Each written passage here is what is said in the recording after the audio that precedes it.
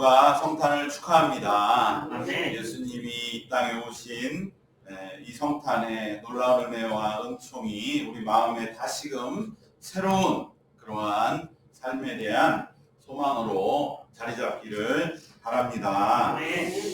오늘날은 이 성탄의 이 일들도 사실적으로 매우 접근을 하는 그러한 경향이 있습니다. 그래서 과연 예수님이 오신 그 장소 베들레헴 그곳에 우리가 무슨 일이 있었던 것일까? 우리는 정말 그 일들을 성경 말씀을 통해서 매년 우리가 함께 나누고 접하는데, 그런데 정말 이것을 우리가 실제적으로 내가 체험을 하고 실감을 하고, 그래서 나도 이러한 성탄에 동참을 해서 나에게도 이제 진정한 새로운 생명이 시작되는 그러한 새로운 삶이 시작되는 그러한 마음, 그리고 그것을 또 이웃들에게 자연스럽게 전할 수 있는 그러한 마음, 그것을 우리들이 이 성탄에 얻는다면 우리에게 하나님의 은혜가 넘치게 충만하게 임하게 될 줄로 믿습니다. 예수님이 오신 곳은 우리가 잘 아는 것처럼 베들레헴이죠. 이 베들레헴이라는 곳에 대해서 우리가 생각하기를 그동안에는 베들레헴이라고 하면 마을 들레헴에서 떡을 만드는 마을이다, 이렇게 우리들이 그 용어로 알아왔지만, 사실은 베들레헴은 예루살렘에서 10km 정도 떨어져 있는 곳에 있었고, 그곳에서의 주된 그 기능은 뭐였느냐? 그곳은 바로 예루살렘에서 필요한 그러한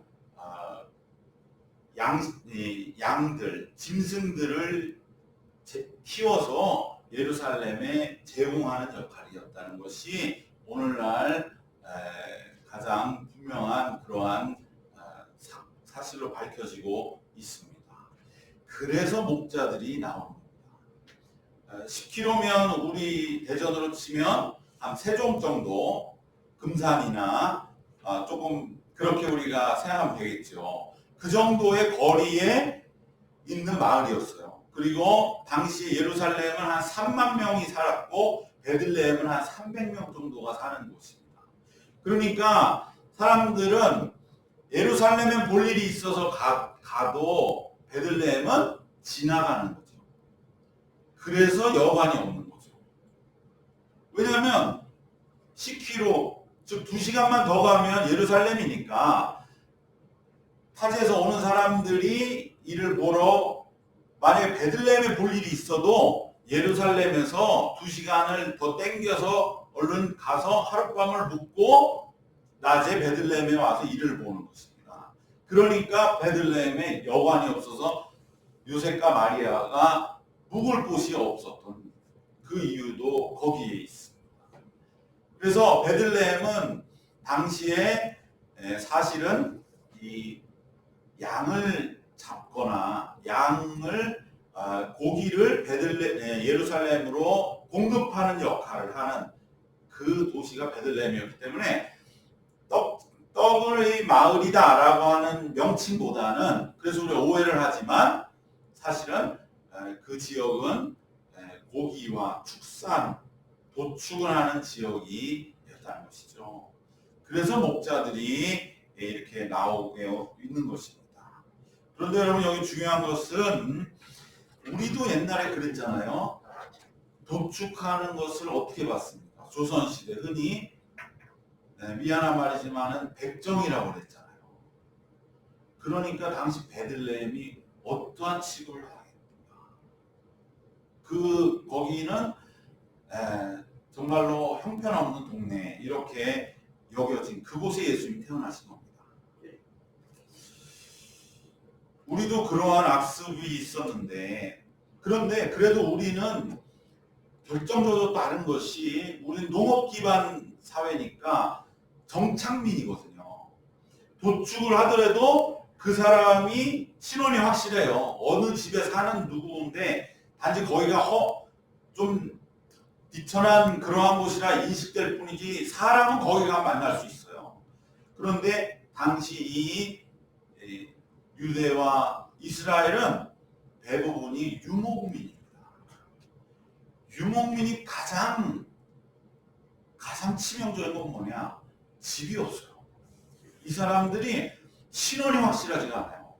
그러니까 이 사람들 무슨 문제가 있으면 만나야 되잖아요. 만날 수가 없어요. 어디 있는지를 모르니까 찾아다녀야 돼. 사람들 물어물어 찾아다녀도 가도 그 사람이 도망가기로 마음먹으면 어디든지 도망갈 수 있어요.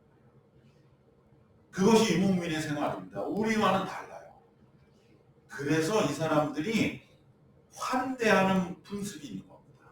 그것은 뭐냐? 우리가 언제 다시 만날지도 모르고 그 사람이 언제 다시 찾아올지도 모르니까 만나는 것 중요하게 여기고, 그랬을 때에 분명히 서로 간에 지켜야 할 예절이 분명한 거죠. 이 사람 누군지를 모르니까 속으로 두려운 거예요. 그것을 서로 간에 예의와 엄격한 그러한 대접으로 바꿔서 서로 관계를 그렇게 가져가는 그 문화가 있을 수밖에 없는 거예요. 우리처럼 누가 왔는데 그냥 시큰둥해. 그러면 그냥 내 기분이 너무 안 좋으면 다음에 봐. 그냥 이렇게 할 수가 없는 거예요. 또 다음에 본다는 보장이 없으니까. 그러니까 극진하게 환대를 하는 법칙을 깨면 그 사람 오히려 굉장한 징벌을 받고, 그것이 구약에 나오는 문화 배경인 것이죠. 그렇기 때문에 이 유목 생활은 우리 정착 생활보다 훨씬 생활이 험합니다. 여러분, 이것이 정말 미안한 말씀이지만 어떻게 보면 제가 서울에 있을 때 노숙인 사역을 했잖아요. 노숙이나 마찬가지죠. 노숙이 마찬가지. 오늘 여기서 자고 내일은 저기서 자고. 생활이 얼마나 험한지 몰라요. 그리고 거기다가 축산업을 하는 그러한 사람들, 그들이 바로 오늘 예수님 오심에 등장하는 목자인 것입니다. 우리가 지금 생각하는 양치기, 어떤 낭만적인 목가적인 그런 거와 전혀 다릅니다. 그것이 바로 당시의 목자였습니다. 당시를 연구한 그러한 책들에 보면 당시에 목자는 정말로 부정직하고 또 도벽이 심하다는 사회적 오명 속에 천직으로 취급을 받았다고 합니다. 그래서 낙타몰이꾼, 마부, 뱃사공, 부족한 주인은 같은 그러한 종류의 사람들이다. 사람이 정착하지 아니하면 자기 생활 책임을 안 집니다. 그냥 자기가 이동하면 그만이기 때문에 언제 무슨 생각을 하면서 지내는지 알 수가 없는 그러한 모습 속에, 그렇기 때문에 부정직하다. 그리고 그냥 남의 물건을 가져가는 것을 그렇게 크게 죄의식으로 여기지 않는다. 그래서 그들의 물건은 작물일 가능성이 많기 때문에 그들과 거래할 때는 항상 조심해야 된다. 그래서 샀는데, 거금을 주고 샀는데 진짜 주인이 나타나서 당신 그거 작물이니까 내놓으라고 그러면 꼼짝없이 뺏기게 되기 때문에 그것을 늘 조심해야 한다라는 당시에 그러한 규정이 있었고, 또 이 목자들은 결정적으로 의미 있는 어떤 사건의 증인이 될 수가 없었다. 증인으로서 증언을 해도 효력이 없다는 거예요. 너희들의 말은 믿을 수 없다. 그리고 구덩이에 빠졌을 때, 봉변을 당했을 때 구해주지 않아도 되는 존재, 이렇게 여겨졌다고 합니다. 그렇기 때문에 이러한 목자들이 예수님이 오심을 전한 첫 번째 사람이 됐다는 것은 세상을 뒤집을 만한 일이죠. 어떤 공안이한 율법학자나 어떤 예루살렘의 그 종교 지도자들이 예수님 오심을 전한 그러한 첫 번째 사람이 아니라 바로 이 목자들, 당시에 가장 업수히 여김받고 가장 그 마음을 정말로 내놓을 수 없는 바로 그들에게 예수님이 첫 오심이 전해졌다. 정말 놀라운 사건이 아닐 수가 없습니다. 목자들이 이러한 지경이었기 때문에 또 한 가지 첨언을 하자면, 예수님이 요한복음 10장 11절에서 나는 선한 목자다. 이 말은 굉장히 충격적인 얘기예요. 그러니까 선한 목자라는 말이 이스라엘 당시 시대에는 없는 말이죠. 목자는 선할 수가 없는데 선한 목자 이것은 마치 이 세상에는 없는 네모난 삼각형 이런 말이죠. 그렇기 때문에 예수님이 선한 목자다라는 말은 당시에는 들어본 적이 없는 말이고 그래서 당시에 듣기에 예수님이 나는 선한 목자다 했을 때 사람들은 전혀 예수님 모르는 사람은 예수님이 자기는 선한 도둑이래 이렇게 들렸다는 거예요. 그 정도로 예수님이 하신 말씀은 충격적이고 정말 당시 사람들에게는 깜짝 놀랄 만한 그러한 말씀을 하신 것이죠. 그럴 때 목자는 얼마나 고마웠겠습니까? 모두가 의심하는 목자의 편을 들어주시는 그 예수님. 억울하게 의심받았던 목자들에게는 예수님 내가 선한 목자다 이렇게 하시는 말씀에 얼마나 큰 구원과 위로와 소망을 얻었겠습니까? 바로 이러한 가장 낮은 베들레헴 목자들 사이에 아무도 믿어주지 않고 여러분 밤에 우리는 다 집이 있잖아요. 왜 당시에 이렇게 구약에도 보면 밤에 이동하는 거를 굉장히 밤에 사람 찾아오는 걸 굉장히 두려워하거든요. 그건 굉장히 무서운 일로 여겨졌던 것입니다. 그러니까 목자들에게 밤에 누가 가지는 않아요. 무슨 꼴을 당하려고. 그런데 그들에게 낯선 한 여인이 와서 아이를 낳았습니다. 그랬을 때 그 목자들은 그 광경을 어떻게 생각했겠습니까?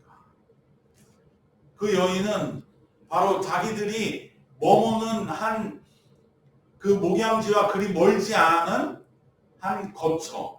지금도 베들레헴에 가면 그러한 비슷한 그 집인데 동굴집이에요. 동굴집인데 거기가 일단 하나의 가정집이면서도 가축이 같이 사는 그러한 공간에서 아이를 낳은 겁니다. 그러니까 목자들이 집하고 아주 멀리 떨어질 수는 없고 적당한 거리에서 양들을 먹이는데 그런데 소식은 들을 수 있을 정도의 거리 바로 거기서 아이를 낳고 목자들은 그곳에 달려가는 것이죠. 우리 집에서 한 여인이 아이를 낳았대. 우리들만의 가족이 범위가 아니라 낯선 여인이 와서 아이를 낳았대. 우리를 믿어주고 우리에게도 이러한 일이 일어나는구나. 이것은 목자들에게는 평생 잊을 수 없는 감격과 새로운 생명의 탄생의 사건입니다. 목자들은 자기 집, 자기 동네 쪽으로 가면서 뭔가 낯선 이들이 막 왔다 갔다 하고 밤에 평온한 모습이 아닌 것에 뭔가 그 급박한 움직임을 보면서 굉장히 의문이 들었을 것이고 그리고 주의 사자가 나타날 때 그 두려움은 최고에 이르렀을 겁니다. 지금 아이를 낳으려고 한데 그런 소문을 들었을 때도 마음이 뭔가 새로웠는데 주님의 사자가 나타났어요. 그러셔서 너희들의 인생이 이제 달라질 거다. 너희의 집에 태어난 아기를 통해서 이제는 하늘의 영광에 땅에는 평화에 가득한 새로운 세상이 온다. 얼른 가서 그 아이를 직접 확인해 봐라. 그러한 주님의 사자가 나타날 때에 그들에게 이 복음과 찬송과 징표를 가르쳐 주시는 말씀은 평생 그들의 마음에 새겨졌을 것입니다. 누구보다도 곤고하게 수고하지만 아무도 알아주지 않고 오히려 천대받고 낮은 곳에서 힘들어하던 목자들에게 성탄의 첫 소식이 전해진 이 하나님의 깊은 뜻은 오늘 우리의 이 곤고한 일상과 매일 같은 그러한 피곤함 그리고 우리의 그럼에도 불구하고 정말 낮아지는 그 마음에 주님은 누구보다도 가장 먼저 오시기 원하신다고 하는 것을 기억해야 할 줄로 믿습니다. 두 번째 성탄이 목자들에게 전달된 놀라운 두 번째 놀라움은 무엇이냐? 바로 그 전달된 주의 사자의 말씀 속에 있습니다. 바로 구세주의 표징이 구유에 누인 악이라는 것입니다. 구세주의 표징, 구세주가 특징이 나타나는 표가 되는 증거가 바로 악이라는 것이죠.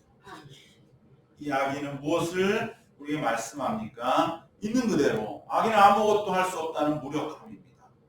그리고 악의는 가장 낮아짐이요. 그리고 그럼에도 불구하고 어린 생명이 가진 무한한 희망, 이것을 보면 그것이 바로 너희의 구원이라는 것이죠. 이것은 놀라운 일입니다. 구세주의 표징이 철저한 무력함입니다. 여러분, 예수님은 무슨 엄청난 큰 힘과 괴력으로 우리의 문제를 해결해 주는 분이 구세주가 아니라는 거예요. 구세주의 표징은 무기력합니다. 사람으로서는 아무것도 할 수 없다는 진정한 자기 한계를 인식하고 겸손함에 이르러야만 우리는 참으로 나의 구원주 되신 하나님을 찾게 되는 것입니다. 그리고 진정으로 하나님을 찾으면 반드시 하나님은 그 자리에서 우리를 만나 주십니다. 구원자는 다윗과 같은 전쟁 영웅이나 현명하고 강력한 왕이 아니라 한없이 무력한 구유에 놓인 아기라고 하는 것을, 우리는 그 아기를 통해서 하나님을 만나는 것임을 우리는 이 성탄은 우리에게 웅변해주고 있습니다. 하나님 안에서의 무기력함은 결코 우리의 약함이 아니라 내 자신을 깨달아가는 과정입니다. 영적으로 거쳐야 할 아주 귀중한 과정입니다. 무기력함 그 자체가 우리가 주님을 만나는 관문이요 통로입니다. 지금 많은 사람들이 정말 세상 속에 살아가면서 내가 뭘 이렇게 할 수가 없구나. 내가 내 일 하나조차도 해결할 수 없고 이 세상이 이렇게 지금 혼란스러운 것도 해결할 수 없는 걸 지켜봐야 하는 그런 무기력함 그 자체가 하나님을 만나는 문입니다. 그것은 나쁜 게 아닙니다. 하나님 나를 이렇게 무기력하게 만드셨어요. 하나님은 우리에게 말씀하시는 거예요. 네가 진짜 이제 인생을 배워가는 거야. 네가 뭐 할 수 있을 것 같았지? 그러나 하나님 우리에게 말씀하시는 거예요. 아니야. 너는 내가 함께, 나와 함께, 하나님이 함께 하실 때만이 할 수 있었던 거야. 아멘. 무기력함이 구원의 징표다 라고 하는 말씀은 우리에게 정말로 깊은 묵상의 주제를 주는 것입니다. 그러므로 우리는 고백하는 것입니다. 주님, 매 순간 제가 하루하루 살게 해달라고. 하루하루 오늘 하루를 내가 주님과 살게 해달라고. 저는 그 능력밖에 없습니다. 그 다음 날은 또 주님이 새 능력을 주실 줄로 믿습니다. 바로 무기력함 그 자체가 구원입니다. 나는 무기력하지만 그러기 때문에 이제 귀가 열리는 겁니다. 내가 뭘 할 수 있다 그러면 귀를 닫습니다. 내가 할 수 있고 내 능력, 내 계획, 나의 모든 플랜이 있는데 누가 나한테 얘기를 해? 귀가 닫혀있는 것이죠. 그러나 주님 아닙니다. 주님 나를 인도해 주시옵소서, 이끌어 주시옵소서. 귀가 열리고 내가 하는 말 한마디, 나의 눈빛 하나, 행동 하나 오직 주께 맡깁니다. 주님 인도해 주시옵소서. 바로 이 무기력함이 구원 그 자체라고 하는 이 말씀의 놀라운 은혜가 성탄에 우리에게 다시 한번 우리를 붙잡아 주실 줄로 믿습니다. 그럴 때 우리는 점점 주님의 삶을 담게 되고 강건해질 줄 믿습니다. 강고에 쌓인 아이가 구원의 표징임을 우리 마음에 새기시기를 축원합니다. 마지막으로 목자들이 성탄을 통해 받은 놀라움은 이제 목자들 그들이 직접 가서 보고 전하는 자가 되었다는 것이죠. 목자들은 이전에는 감히 상상할 수 없는 그러한 일을 직접 체험하는, 바로 마리아가 출산한 그곳으로 달려갑니다. 그래서 복음의 현장을 확인하고 이제 그 복음을 그곳에서 목자들이 직접 전하는 자가 되었습니다.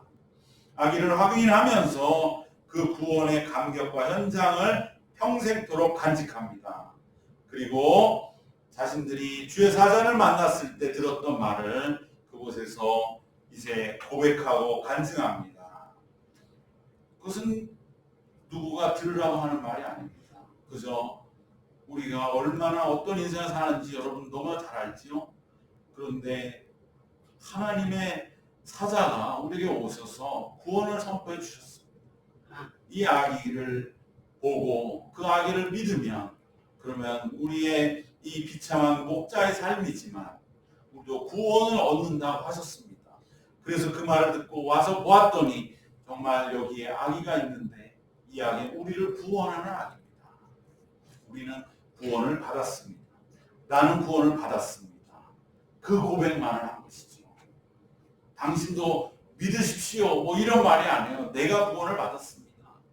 목자로서의 나의 이 비참하고 정말 무기력한, 낮아질 대로 낮아진 내 삶이 이 아기를 통해 구원을 받았습니다. 여러분, 우리가 이제 이웃들을 서로 섬기고 사랑하고 나눌 때 그냥 내 받은 은혜를 나누면 되는 겁니다. 그것은 우리가 할 수가 없는 것이 아니라, 우리의 힘으로 하는 것이 아니라 내가 오늘 받은 은혜와 구원을 그냥 나누는 것이죠. 그때에 이 말을 마리아가 새겨 들었다고 기록하고 있습니다. 마리아에게도 엄청난 은혜가 된 것이죠. 마리아가 예수님의 어머니로 목자를 가리킨 게 아니라 목자들에게 마리아가 이 출산이 어떠한 은혜로운 하나님의 역사인가를 들은 것이죠. 그래서 마리아가 나중에 이제 때가 되었을 때, 내가 예수님을 낳을 때 이러한 일이 있었다고 제자들에게 소개한 것 아니겠습니까? 이 얘기를 누가 알겠습니까? 당시에 제자가 있었습니까? 누가? 아무도 없었어요. 마리아가 그 이야기를 듣고 말해준 것이죠. 내가 받은 은혜와 신앙을 나누는 것은 누구든 상관이 없습니다. 내가 볼 때 저 사람은 나보다 훨씬 더 신앙이 깊은 것 같다? 그런 거 없습니다. 그냥 내가 받은 구원, 나의 삶을 찾아오신 주님을 나누고 전하는 자, 바로 그러한 자로 목자들은 이제 변함으로써 성탄의 첫 소식을 전한 영광스러운 자들로 기억되고 있는 것입니다. 오늘 말씀 세 가지 결론으로 정리하겠습니다. 목자들이 받은 놀라움은 가장 낮은 자에게 하나님은 가장 먼저 구원의 손길을 펴셨다는 것입니다.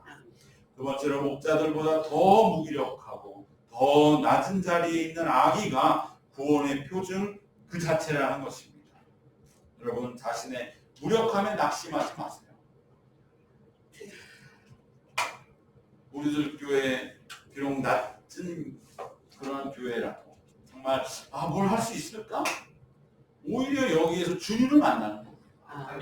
그러면 되는 거예요. 그러면 이제 시작되는 하나님의 역사를 우리는 따라가면 되는 줄로 믿습니다. 내 무기력함의 구원이다.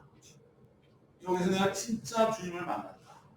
그 전까지 내가 만났던 주님은 그냥 나와 타협하는 주님, 나와 거래하는 주님, 나도 좀 할 수 있는데 주님 도와주셔서 같이 합시다, 이런 주님. 그 주님이 아니라, 주님 정말 주님이 아니고서는 저는 아무것도 안 됩니다. 바로 그 주님을 우리 만나고 나아갈 때 무슨 실망이 있어요? 무슨 좌절이 있어요? 무슨 마음에 혼란이 있습니까? 무슨 입에 탄식이 있습니까? 그저 하나님 감사합니다. 오늘 또 하루 지켜주신 감사합니다. 그것이 우리의 삶의 저절로 우러나게 될 줄을 믿습니다.